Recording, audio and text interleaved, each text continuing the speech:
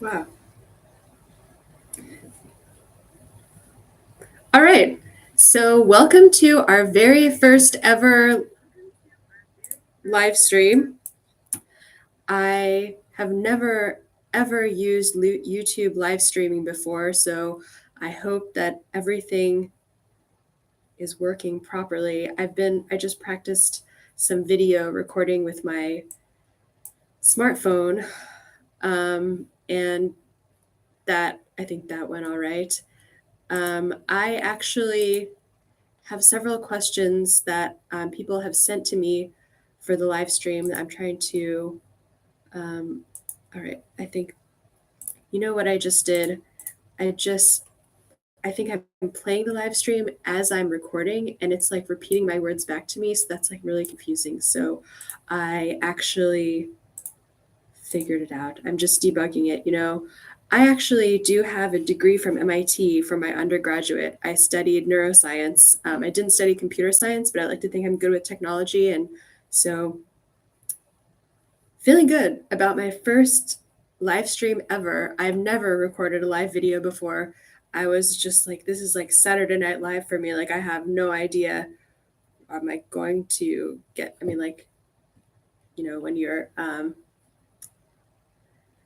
digital media these days is really exciting, and there are so many new opportunities to do interesting work. And so I thought this live stream was a great opportunity to um, chat with everyone and talk about science communications, science journalism, digital marketing, answer all the questions that has been on people's minds, which I know there's a lot of questions, especially after the pandemic. um, this was a piece of paper I had to tell you to tweet at me, but we don't need that anymore because I figured out I'm up to date with the technology. So let's get started. Welcome to Fancy Comet LLC's first ever live stream. Literally mind boggling that this is being broadcast to everyone, everywhere on the entire internet. So exciting. Thank you so much for joining me today. I'm a science journalist, science communicator, digital marketer, strategic communications professional, political communications consultant, and more. But it wasn't always this way. In 2013, I was a master's student in Georgetown University studying neuroscience.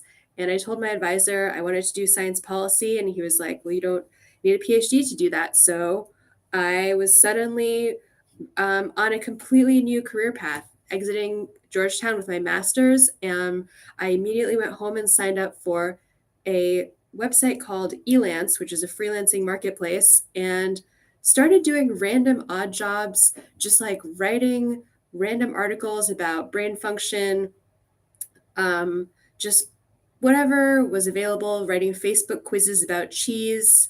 I applied to jobs. I was living in Washington, D.C. I was applying to jobs in the federal government. I went to some interviews, but I really liked writing and I really liked synthesizing ideas and being an interface between the public and science. So here we are. It's 2022. We just survived.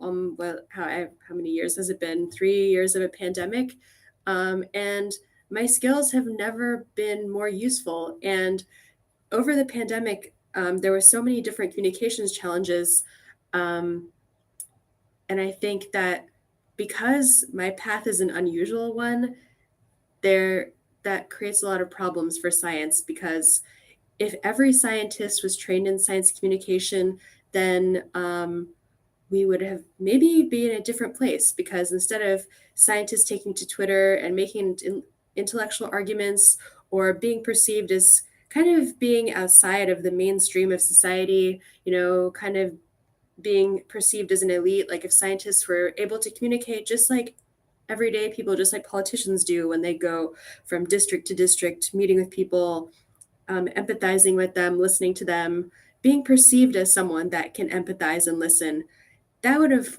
been an amazing benefit for the pandemic. So, yeah, so that was I had an intro planned out. I also wanted to shout out all of my fellow pandemic psychomers and science writers that have been working so hard in this pandemic.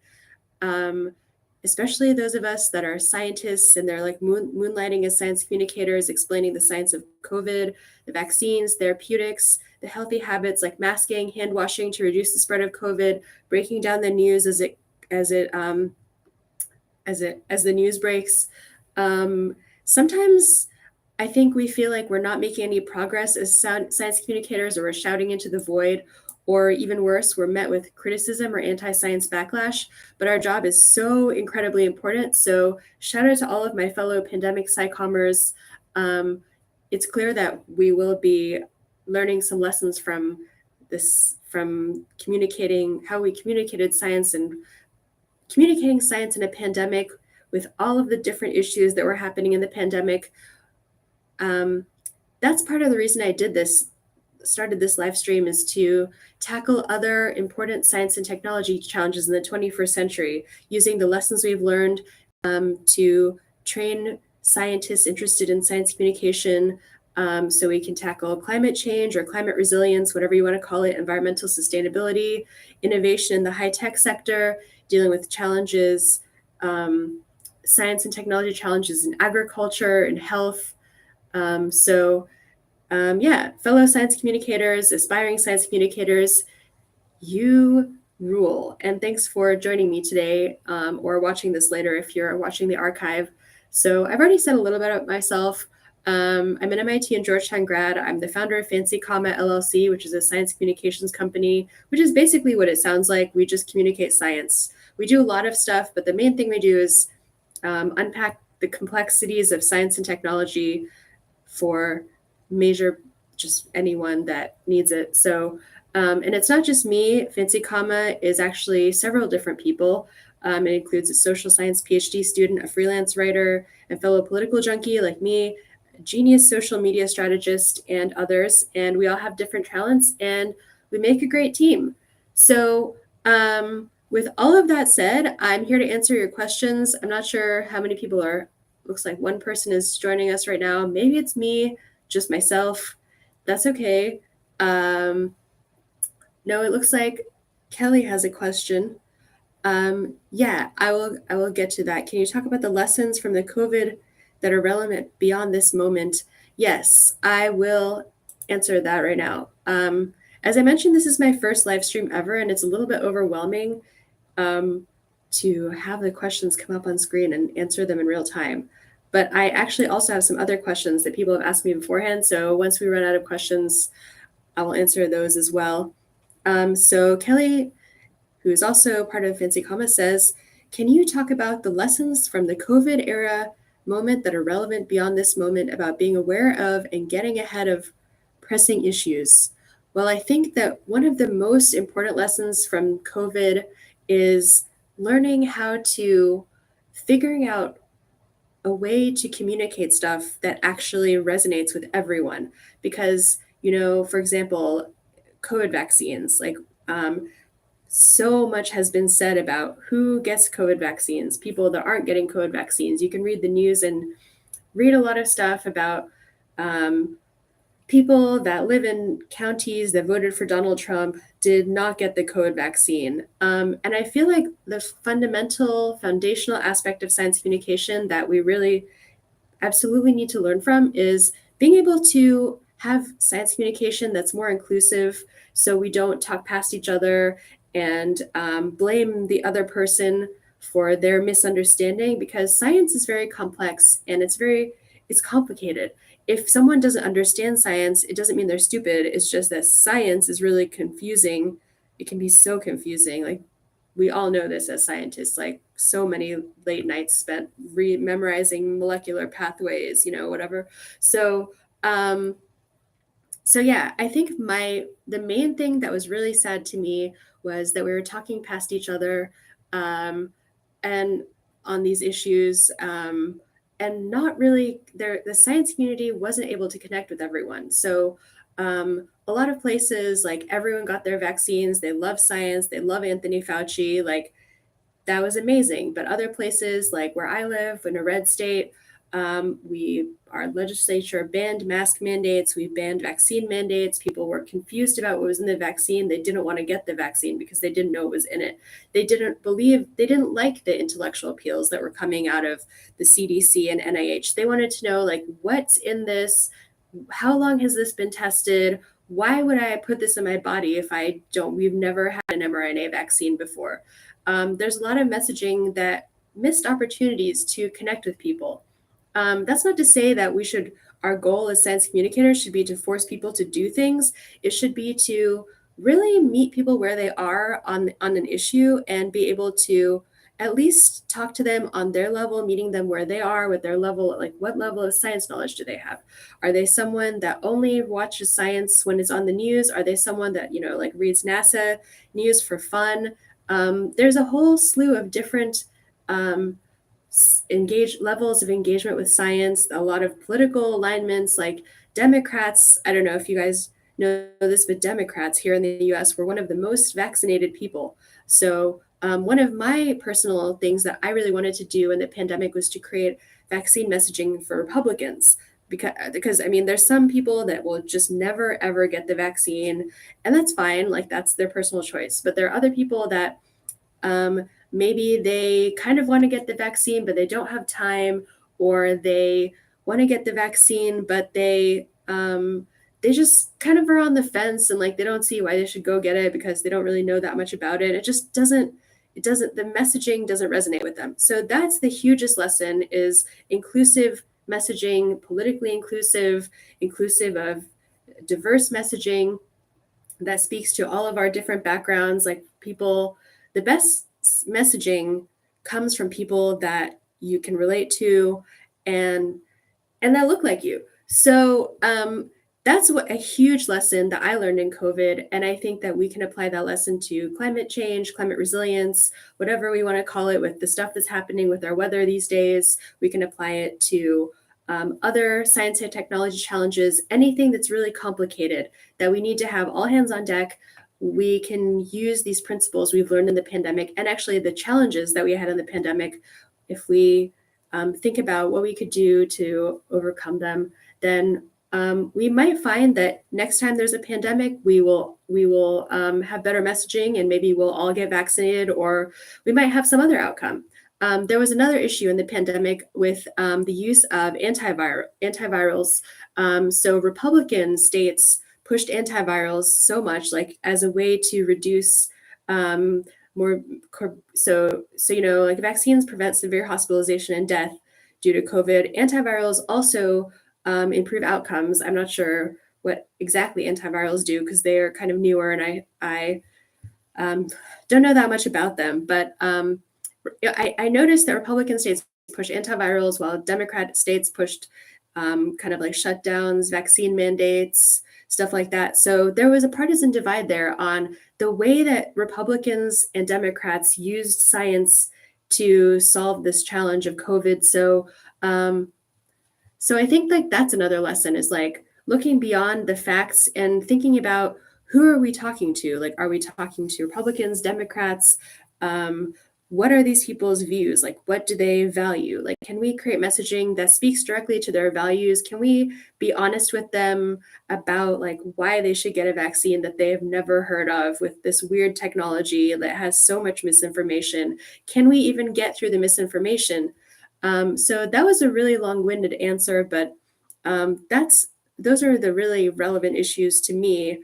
And I think that we absolutely can learn from those lessons to move forward and hopefully prevent another pandemic like this that has lasted for so long. And I realize we're not out of the pandemic yet, and we're in a new phase. And I think that we probably will be able to continue to leverage our science communication knowledge and expertise for COVID, but also any emerging challenges. So, good question, Kelly.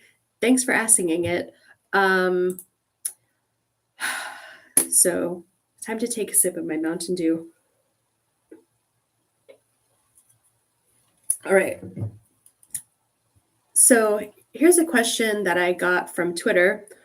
How do I become a science writer? So we just did this whole thing. I just talked at length about challenges of COVID communications, but there are a lot of people that I talk to that don't that uh, just want to get involved in science writing, and it's pretty simple. I wrote some notes before this live stream, so here are my 3 steps to becoming a science writer. The first step is figure out what you want to write about. What are your strengths and interests? When I started out as a freelance science writer, I decided I wanted to write about 6 areas. So I signed up for a profile on Elance. Um, I just wrote health, science, technology, business, finance, and policy, and that's it. Like that's a lot, but that's like all of those are all of my interests. So I that was my I was like, I guess I'll do all of those because I need jobs. So and that was in 2013. It's now 2022, and I still write about those 6 areas. So the best part about having a lot of interests is that you can write about things at the intersection of these. So, for example, at the intersection of finance and health is biotech. At the intersection of science and policy is science policy. So, if you don't know what you want to write about, it's good. You can be versatile.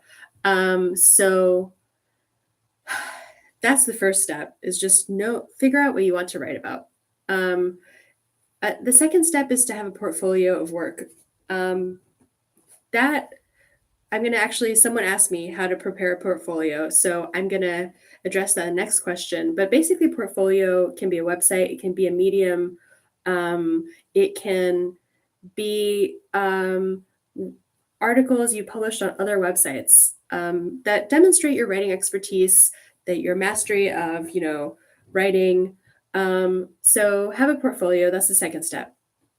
The third step, which I just now realized I forgot to add, connect with people and find jobs and stuff. But I mean, that's obvious. But I think these 3 things are essential.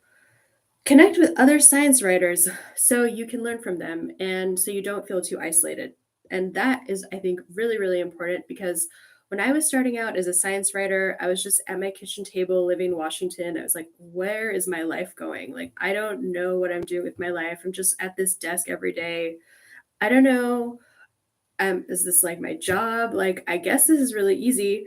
I don't know anyone else doing this kind of work. So, if I had met, I mean, I knew about the DC Science Writers Association, which is pronounced DUXWA, DCSWA.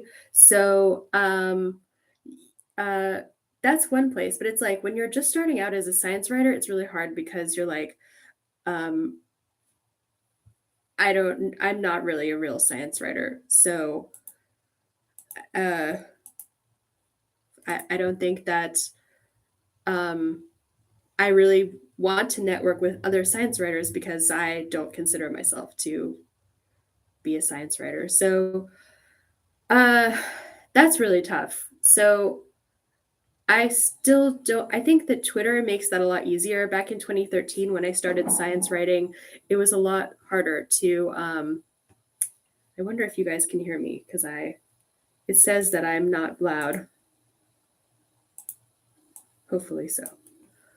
I guess if it's like really quiet, Kelly, let me know and I'll figure something out. But fantastic. Okay. But yeah, so Twitter is a great place. So Kelly can hear me. So I don't know what's up with this. As I mentioned, I am so new to this, but Twitter is a great place to network with other science writers. You can do SciComm Chat. SciComm Chat is, you can find it on Twitter at SciComm Club. It's run by Nidhi Parekh, who is at The Shared Scope on Twitter. And every week, every Wednesday, right now it's every Wednesday, I forget what time it is exactly, you can chat about SciComm using the hashtag SciCommChat and network with other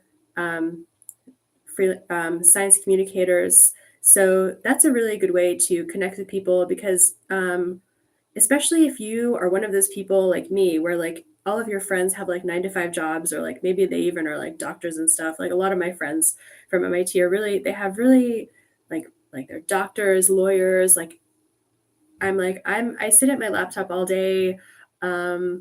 So that's weird. Like when you have to explain to people what you do and you're like, I'm a freelance science writer, and they're like, oh, so you only work part time, and it's like, or like they don't understand what you do.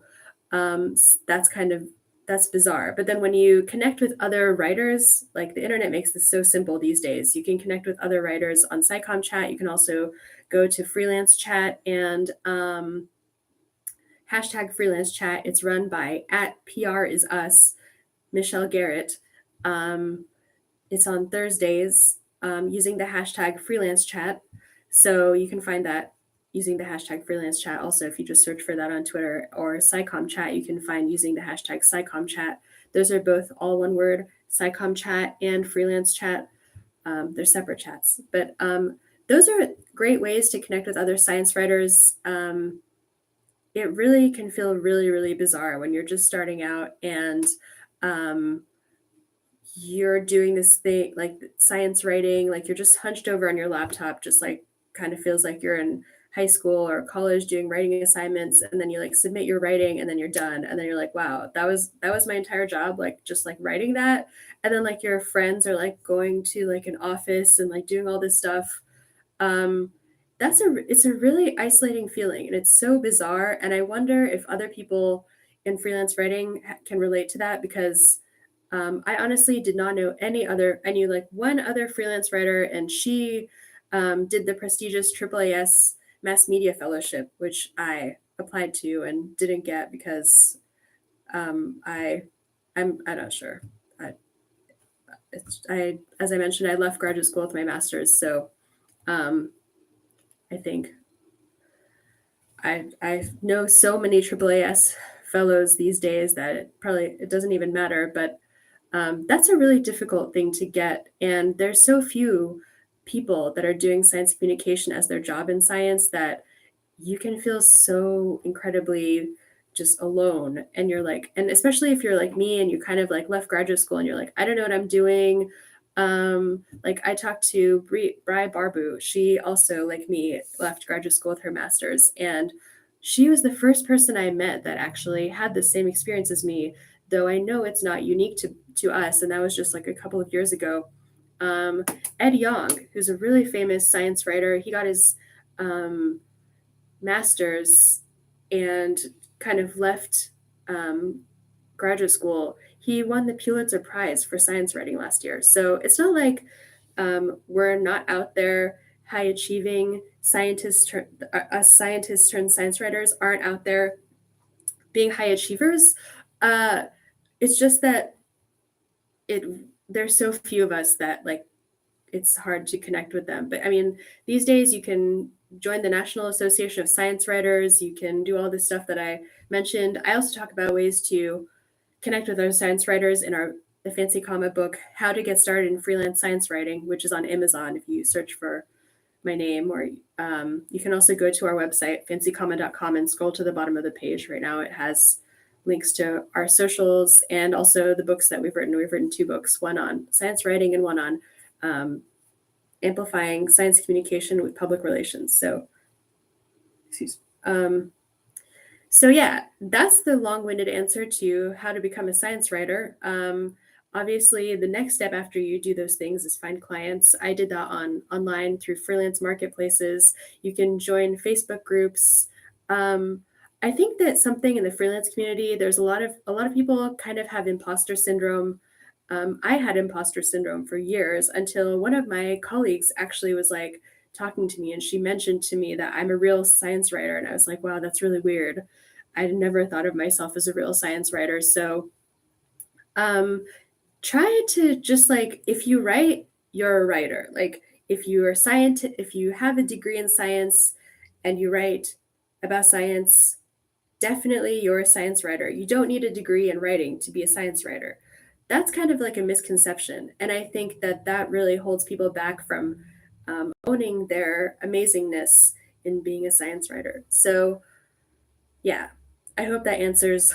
I forget whose question that was, but because I didn't write down everyone's names. But um, Kelly has another question. Is SciComm only for scientists? Do you think SciComm or the focus on making highly complex or technical information digestible is applicable beyond hard sciences or beyond sciences generally? Yes, I, yeah, it, it is. Science communication is, it's not only for scientists. Science communication is for the public. It's for scientists talking to other scientists. It's for scientists talking to granting agencies, scientists talking to advocacy organizations. Obviously, science communication, um, like it's science. So I personally feel that scientists are the best people to do science communication. But there's a lot of different schools of thought on this. Like some people say that people that are trained communicators that don't have a background in science are also good science communicators. And to me, my answer to that, my response to that is, well, scientists have been doing the science, they have critical thinking skills, they can quickly, rapid analyze information. Um, so I personally think that if they just were able to communicate their science a little bit more effectively, then they would be such a powerful science communicator, more powerful than any, career science communicator or communicator that is a communications professional that has been in science for a while but doesn't have a science degree. Not that it's bad to not have a science degree in science, because once you immerse yourself in science, it's easy to develop those critical thinking skills. But it's just kind of a loss for society that we don't have scientists being the ones that communicate it. Because it's like, as a scientist, when I watch the news, I see a story, I'm like, well, I mean, this is kind of bupkis, it's just kind of a joke. Because if you knew about like how hypothesis testing works, or if you knew about the statistics, then you could just debunk it really easily. But then those stories they just go viral so easily. And then it's um, I mean, we definitely saw that in COVID so much. But I think that the skills that you have communicating something complicated to an audience isn't unique to science. I think it's just a really important skill set that you can have in any discipline. Hard sciences, I really think, need like really good science communication. To this day, like it's so hard for me to understand physics papers, astrophysics papers. I don't understand like hardly any of them. Um, and I'm an MIT graduate, so I don't know what that says about me. Like I do understand space news. I know about the different um, stars and black holes being found and everything. But like if I was to, and my some of my friends are astrophysicists, and I don't understand the work they do. I don't know. I've never sat down with them. I mean, there many of them are science communicators, so I probably, if I sat down with them, I could understand it. But I really think hard sciences do need a science communication approach. And like we have great people like Neil deGrasse Tyson, Carl Sagan, the late Carl Sagan, explaining that stuff. I also think that the social sciences do, and Kelly has written about this on our newsletter and also on our blog, about the need for social social sciences communication, communicating social sciences to people. And I think also that science communication is no longer just about communicating science. I think it does also incorporate social sciences. So, for example, studying clinical trials. 95% of clinical trials are white and male. And so obviously that means that 95% of clinical trials only really apply to white males. So, from a sociological perspective, even though I'm not a sociologist and Kelly is a sociologist, and she could probably like talk about this forever, but when you don't consider the social context of science, that makes science much less useful.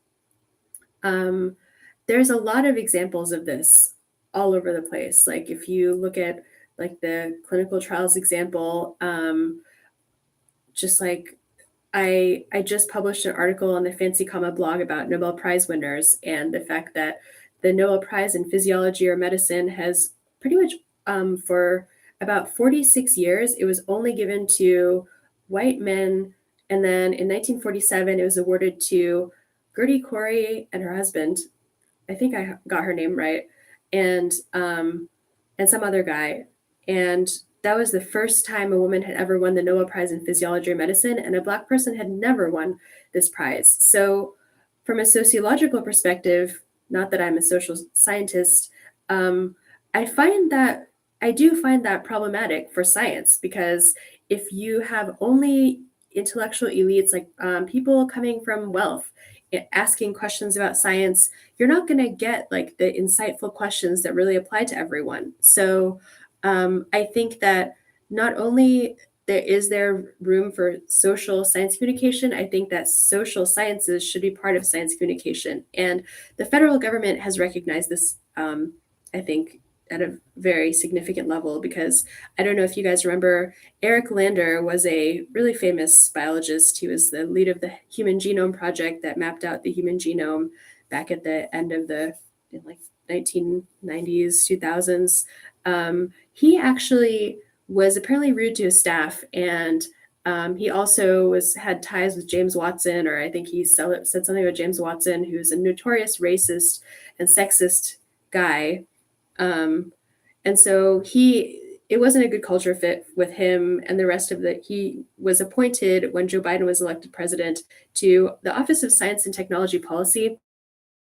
Um, but he actually left and he was replaced by Francis Collins, who used to be the head of the National Institutes of Health, and Alondra Nelson, who is an African American woman that is actually a sociologist. So at the head of the White House, US White House Office of Science and Technology Policy is a life scientist and also a sociologist. So I find that really interesting and I find that really promising and optimistic for science and also science communication because if your science is done by people that are kind of just in their own little corner, they're not diverse, then you never really even relate to them. And being able to relate to someone is really important for science communication to establish a channel of communication. So I don't know. I think I answered this question to some extent. No, SciComm is not only for scientists. SciComm is for everyone, first of all. Um, it should be for everyone because everyone needs to understand science. And it's not that, and science in and of itself, science is not done in a vacuum. It's done by society. As Kelly has written, and I've learned so much from Kelly. She's talks about this all the time in our newsletters that science is done by people. So the science is actually shaped by people. And then once the science is done, it also changes society because a new breakthrough has different ramifications for society. So I think that's a really complex question, but I think that at the bottom line is no, science communication is not only for scientists. Yes, scientists need to know how to communicate their science, but there's also a social aspect that is really, really important, but under recognized. And it's just now gaining prominence, thankfully, on the federal level. So um, that's my answer to that question. So the second question I have here, I have a few more questions. How can I prepare a portfolio? So I mentioned that one thing need to do to become a science writer is to prepare a portfolio. I don't think it has to be that many pieces. I think it could be like 2 or 3, 5 at most articles that you've written, blogs. You can create your own blog on WordPress. You can actually pitch to the Fancy Comma blog if you're interested in science writing. We publish a lot of stuff about science communication. So to prepare your portfolio, it's really easy. It's just think about what you want to write about, your writing niche, and come up with portfolio pieces that demonstrate your skill and expertise writing in those areas. You can start blogging on Medium or WordPress. You can Google how to start a blog, Fancy Comma for article on how to start a blog. You can pitch journalism outlets. I personally love the Xylem. We also have an article on the Fancy Comma blog about how to pitch science journalism outlets. If you Google Fancy Comma how to pitch, you can learn about that. Pitching is when you send an article idea to a journalism outlet and you tell them about what you want to write about. Like if you have an idea for a story, you just write them an email like, "Hi, my name is Shiva. I wanted to write a story about the economic impacts of COVID-19. Here's the work I've done. Here's my portfolio." I mean, you have to have a portfolio to pitch. It can be like 1 or 2 articles. So it's kind of like you do have to have a portfolio to pitch to different outlets, but it's not hard to create a portfolio. Like you could just write an article about something you wanted to write about and then like publish on Medium or on WordPress and then just like link to that. And then you can use that to get more articles. It's kind of like a marathon. You like write an article, write a bunch of articles over time. Then that's your portfolio. You can use your portfolio to pitch to larger and larger outlets. So if you're in college or university, if you're in undergraduate or graduate school or in high school, you can write for your local newspaper, you can write for your local community paper. You could even write a letter to the editor probably and have that on your portfolio. In my opinion, it all counts as long as it's your writing. So, so the next question that I got is, where do I find clients as a freelance science writer? And I have a few suggestions. As I mentioned, I do a lot of freelancing on freelancing marketplaces. Upwork is a great place to find freelancing clients. That's my favorite place to find clients. And but it can be difficult to get started on Upwork because if you're a new freelancer, so the way that you can get established on Upwork is by doing more and more jobs so that you have a certain number of hours you've logged on there or like made a certain amount of money. So if you're just starting out, it can be really difficult to just lost my time to drink more Mountain Dew to get my brain cells flowing. This is Mountain Dew Zero Spark. It has pretty significant amount of caffeine actually. But yeah, so if you want to get onto Upwork, just as a warning to those of you who are going to immediately after watching this sign up for Upwork, it's hard to get jobs right off the bat. Like if you know someone in Upwork, they can refer jobs to you. But I've been on Upwork since probably 2017 or so. And so I've had so many different jobs, and every job that you do, the job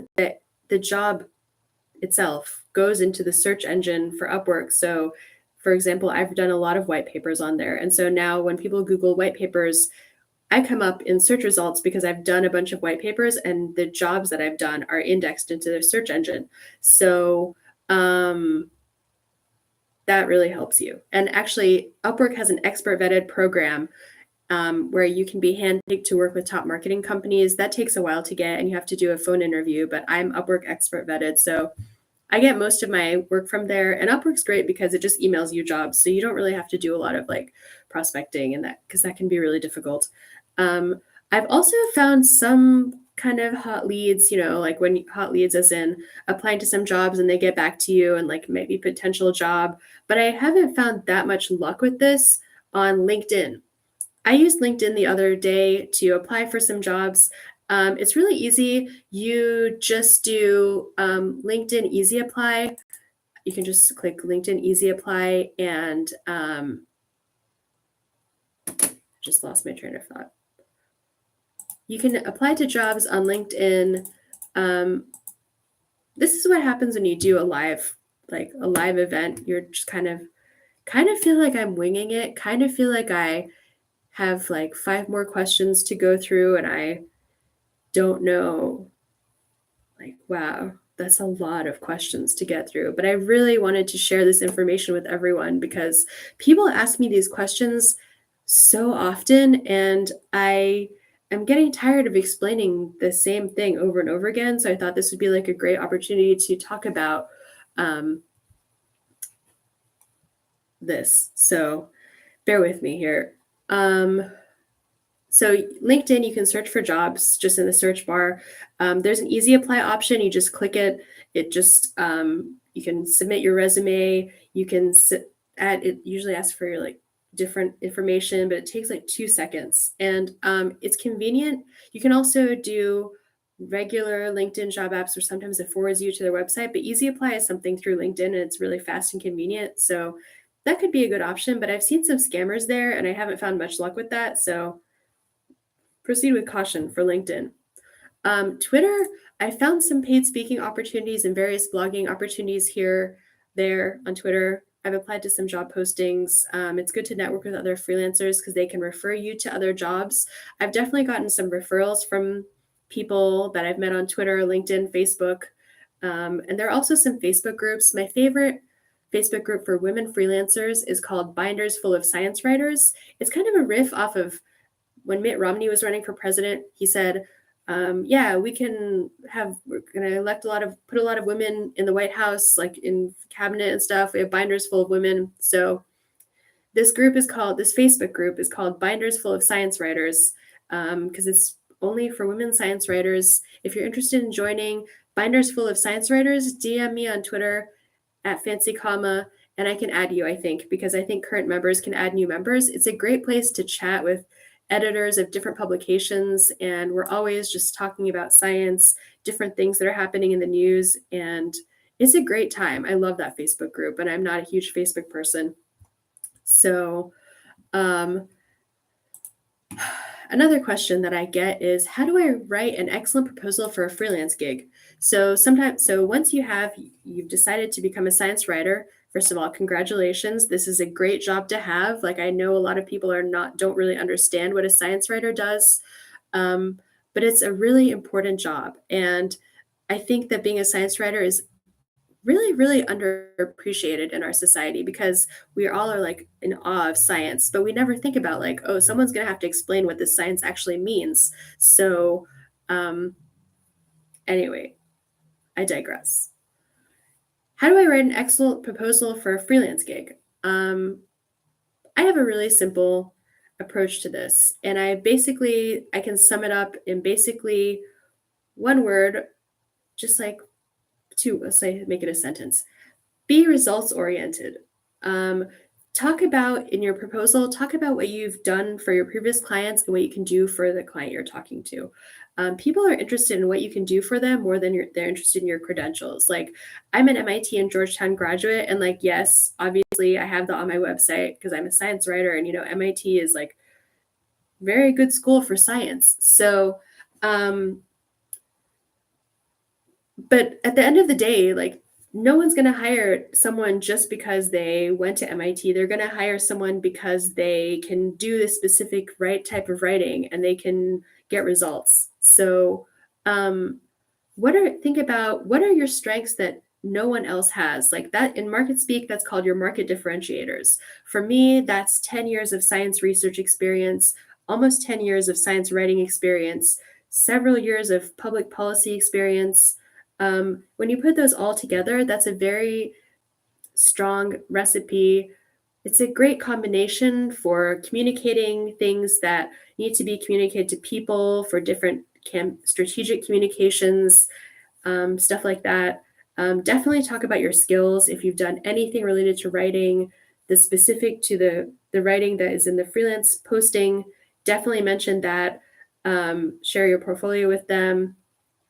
It's not hard to write an excellent proposal. Like, you don't have to write a lot. Like, I would say like 3 paragraphs at most for like a cover letter. It's if you don't overthink it, just focus on what can you do for the client? What have you done for previous clients that you can bring those strengths, where you can bring those strengths and apply them to this new job. So there's that. I feel like I've been talking for 44 minutes almost, and I'm amazed.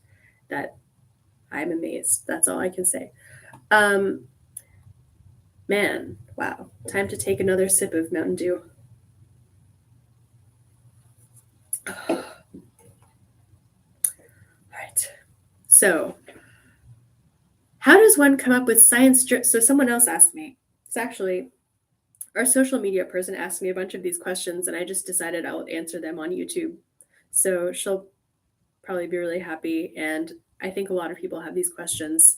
Maybe if people are interested, if you're watching this after it's been published and you have additional questions, feel free to either email us, fancycomma.com, on fancycomma.com, click the contact button, or I don't know where you can comment after the live stream is over.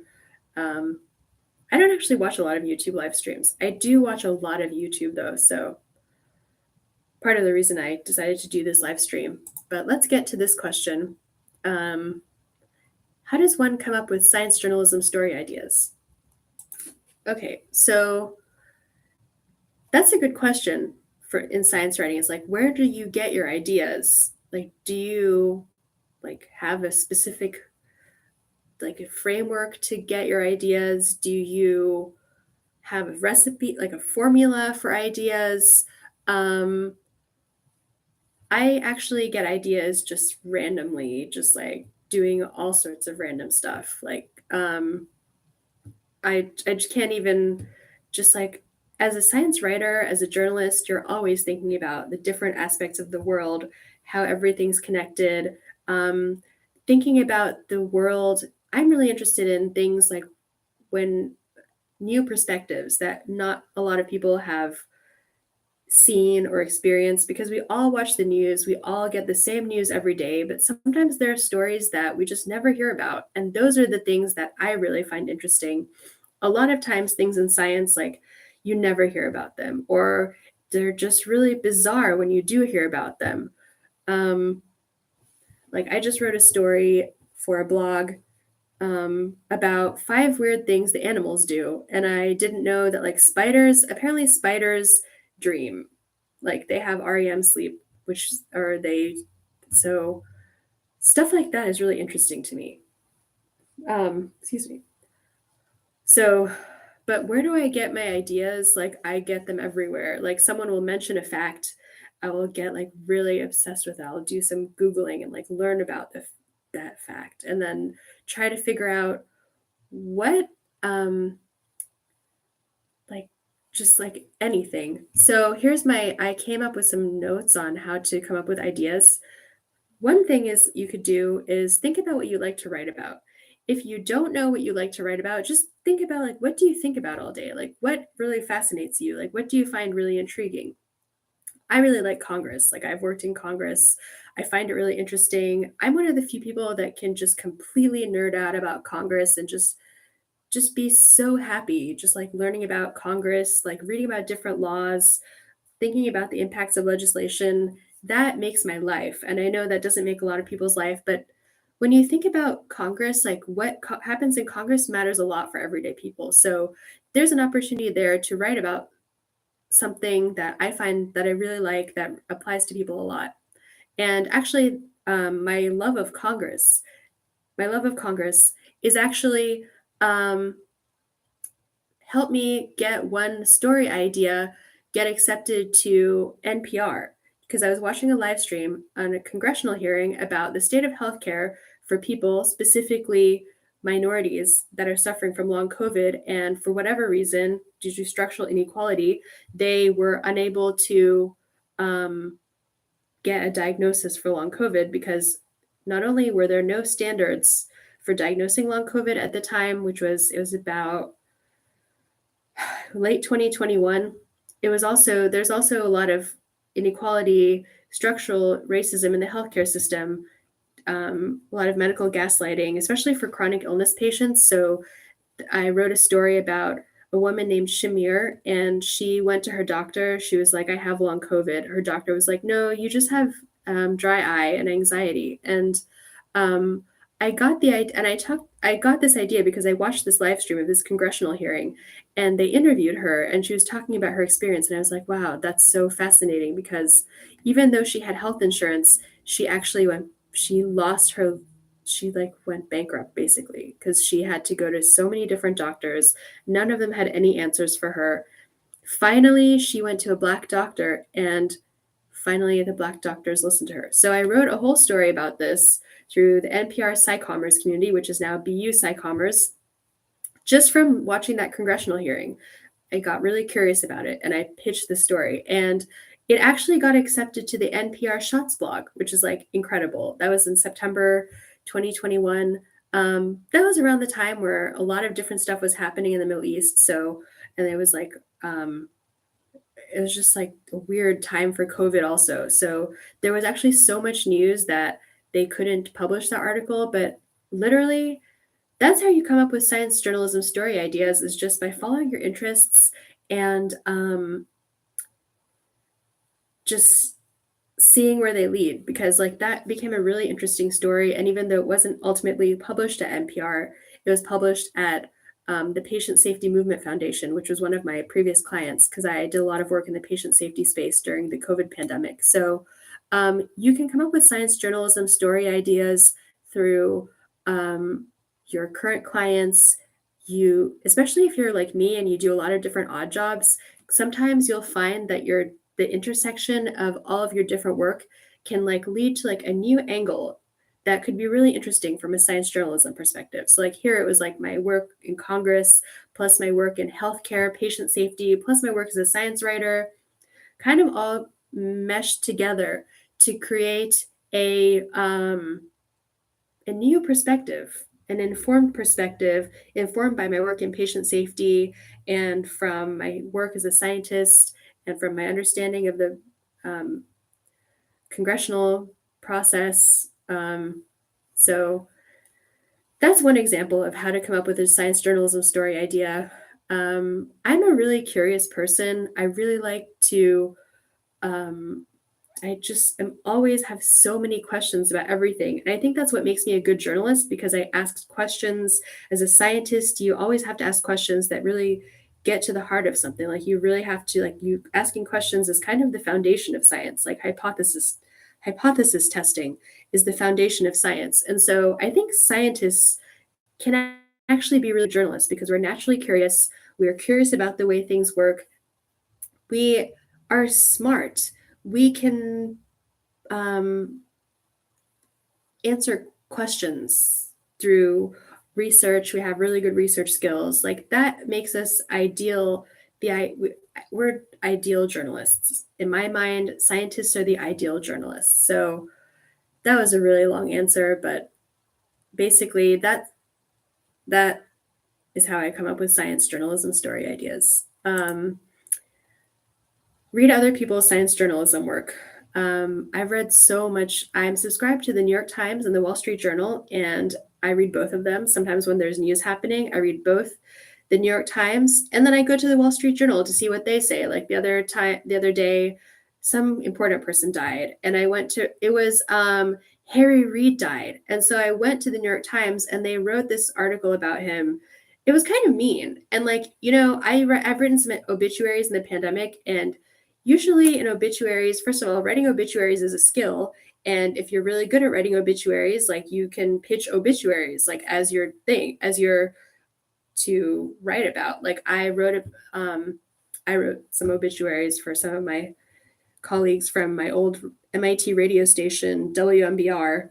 But anyway, so knowing what I know about writing obituaries, I read this obituary of Harry Reid in the New York Times, and it was so mean. I was like, wow, Harry, like I don't know, like how I feel about that. Like, first of all, I mean, what does anyone really want to read a mean obituary? I personally do not. I mean, like with some exception, but for Harry Reid, I not really. And then I was like, well, that's weird.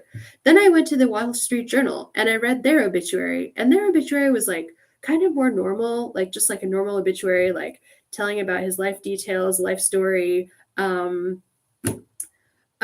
So yeah, that reading diverse, like tons and tons of stuff, reading other people's science journalism work, reading stuff that you really like, and then thinking about what do you really like about that. That's one way to come up with ideas and to kind of get a framework in your mind about how to come up with story ideas. Because for me, I started doing science journalism in the pandemic. Like probably a couple months into the pandemic, it took a while to develop that framework of like thinking like a journalist. Journalism writing is really specific. There's specific aspects of journalism that are really unique to journalism and not part of science writing, like writing a good headline, writing a good lead. A lead is like the first part of the article. Then there's the nut graph. It's called a nut graph. It tells you what the story is going to be about. It's usually at the top of the article. It tells you what the story is going to be about, kind of summarizing it, kind of hooking you in. And then, it has the inverted funnel, the thing where it's like most important information goes at the top, then least important information goes at the bottom. And I think like brushing up on your fundamentals of journalism will help you for that. to get ideas because once you have the framework for like how to write a journalism story in your mind, then once you think of something really unique or you come across something you're like, oh, that's really interesting, I'd like to learn more about that, then you can figure out how to pitch it as a story. And then like another thing to keep in mind for science journalism is pitching a story versus pitching a specific subject. So for example, um, my story that got accepted to NPR was about a specific person that was dealing with long COVID, and it kind of gave a lot of context on structural racism in medicine, kind of patient safety.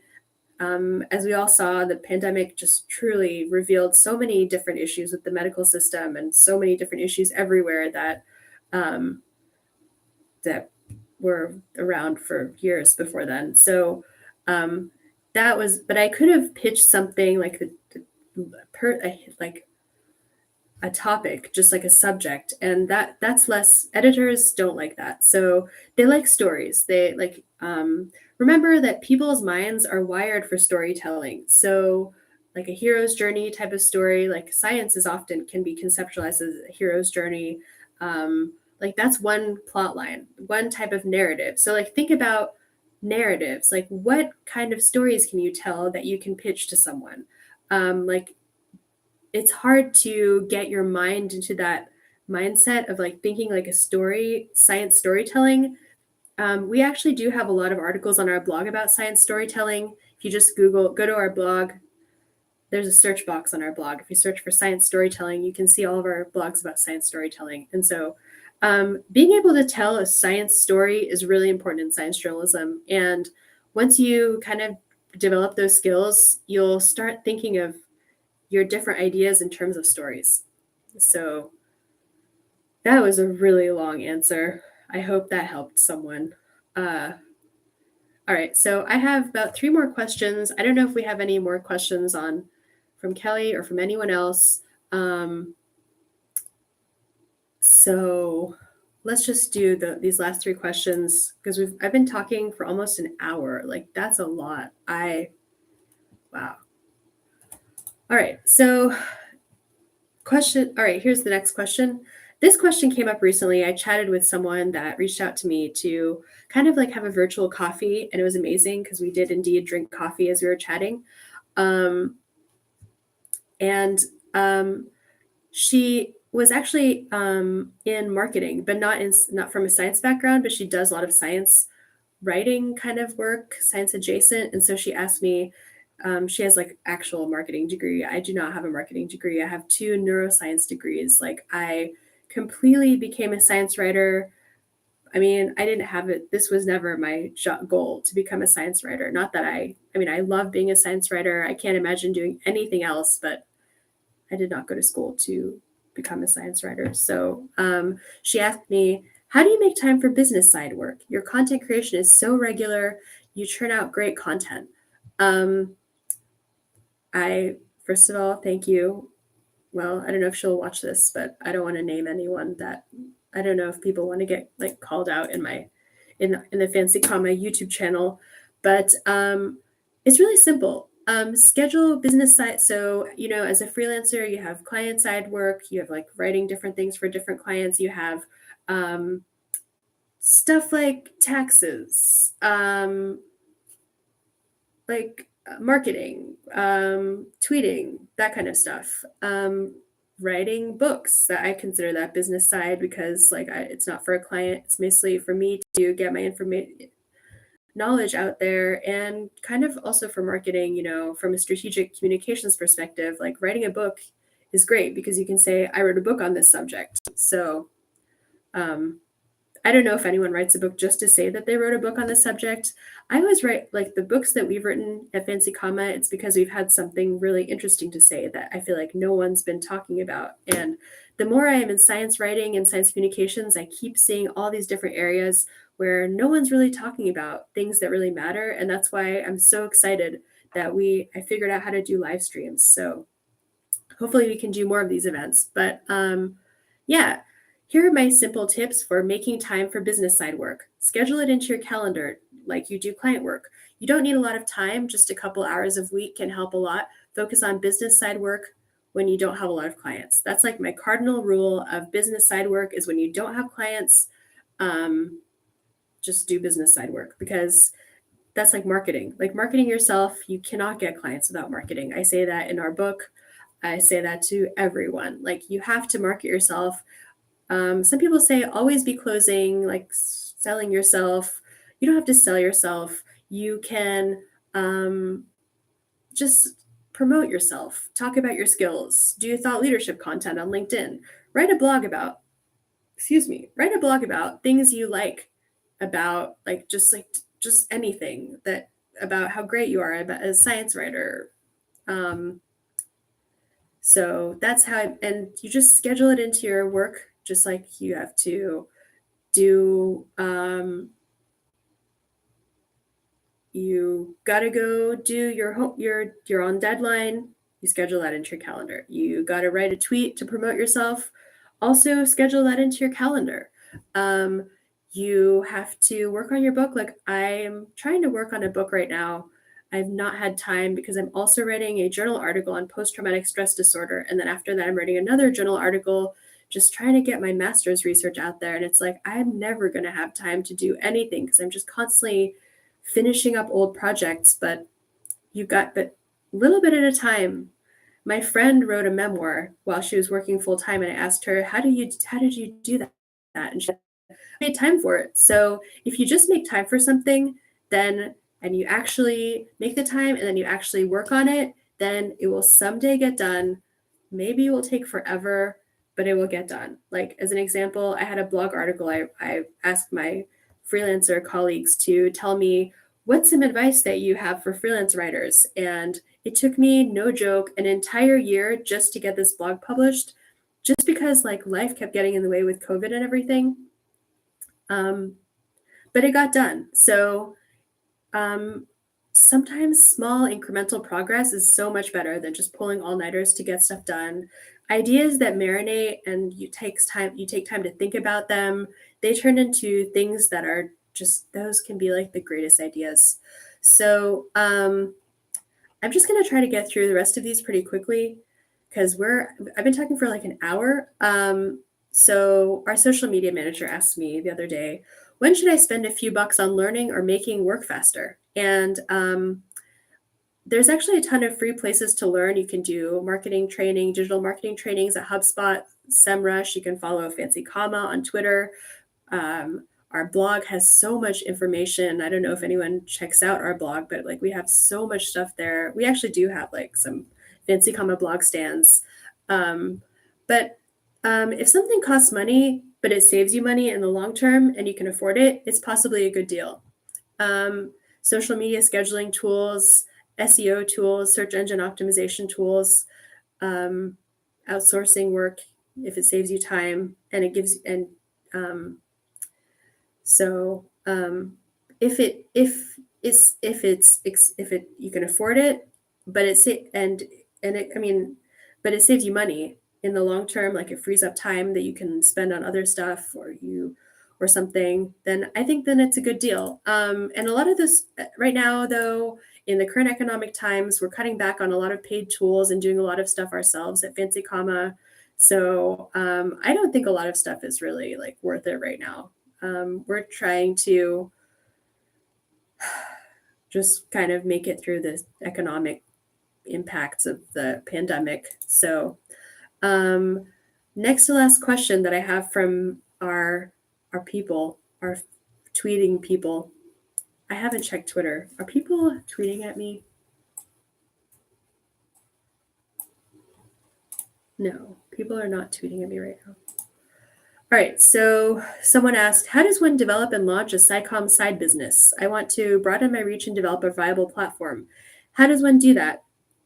And my answer to you actually comes from a Zoom I attended with a speechwriter. And they said, before you can have a platform, you have to have an audience. So that's my advice to you. I'm just retweeting something really fast.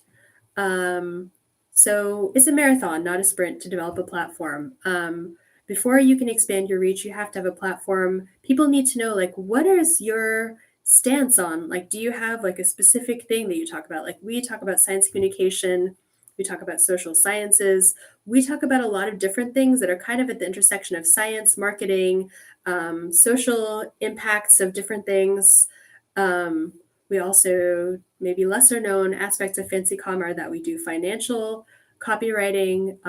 We have written white papers for Congress. Um, but before, I mean, like, we do so much stuff, but at the heart of everything we do is science communication. Everything, like science and technology communication, comes back to just explaining the really complicated stuff that people that are not scientists don't understand, or they could understand better.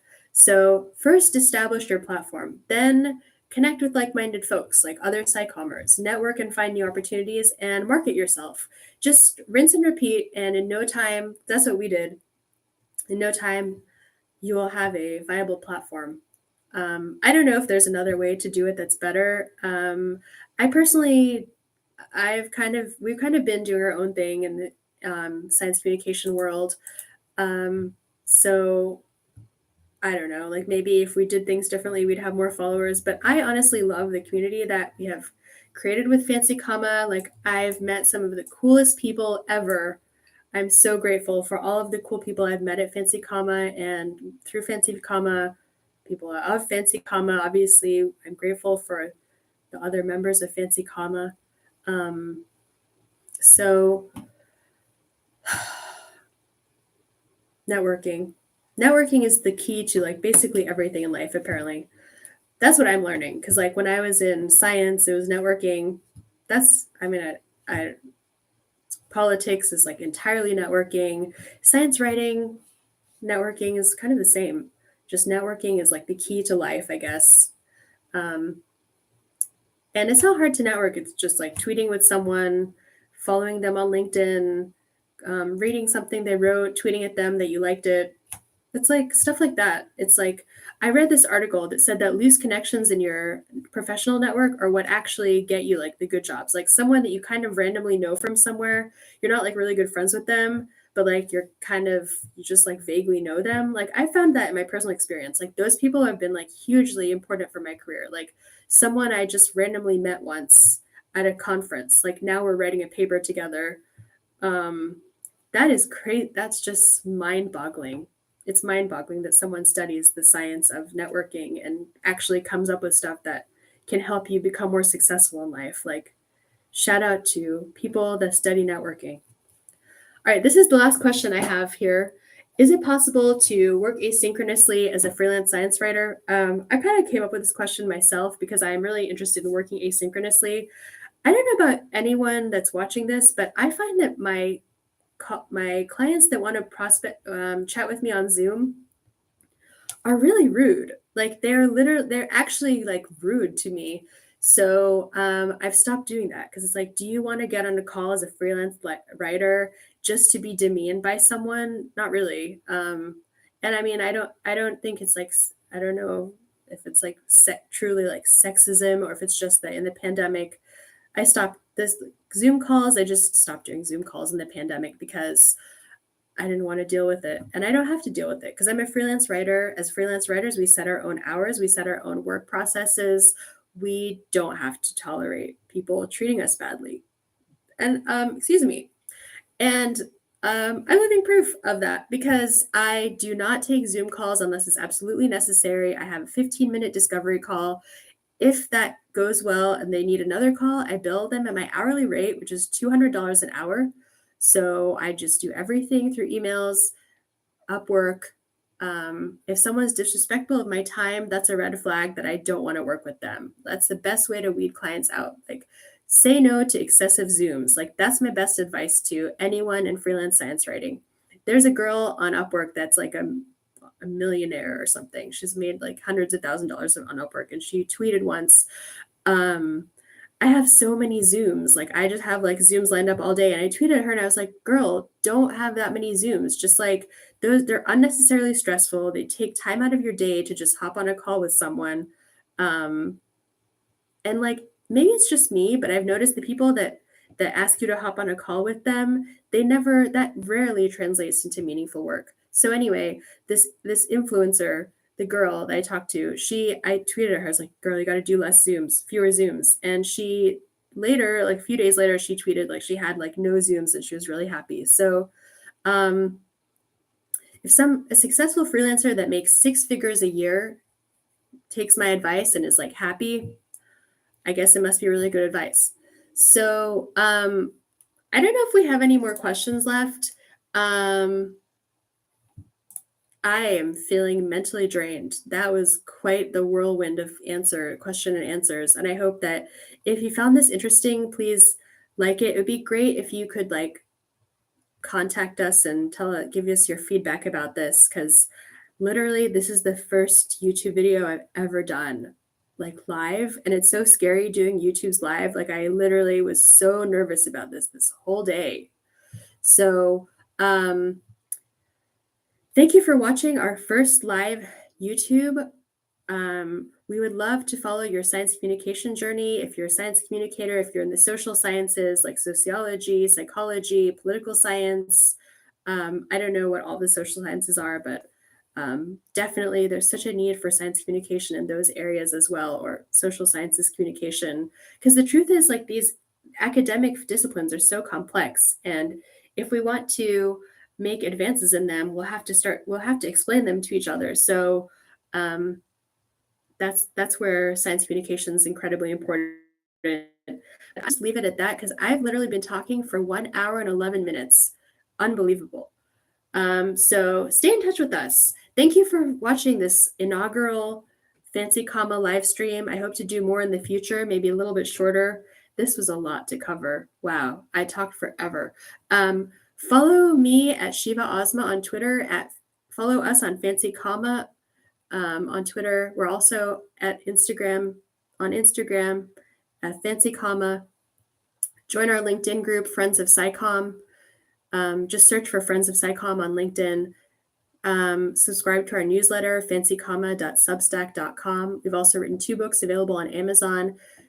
For more information about everything we're doing and ways to talk to us, go to fancycomma.com and scroll to the bottom where all of our social links are. We'd love to stay connected with you. And that's a wrap. I guess I just finished my first live stream of this. I really hope that this information was useful. I think we'll probably try to blog about some of these issues as well to answer people's questions, because science communicators are so important and so needed, especially after the pandemic that has been going on for several years. I think we're finally starting to realize as a society that communication is it's just such an important part of society. So thank you so much for watching this. Kelly, thank you for watching this to the end of this thing. Go Fancy Comma for go ourselves. Pat myself on the back, pat all of us on the back. And we'll see you next time. Thanks again for tuning in. Make sure to subscribe and click the bell so you'll be notified of all of our future YouTubes. And we will see you later. Thank you for tuning in. Bye for now.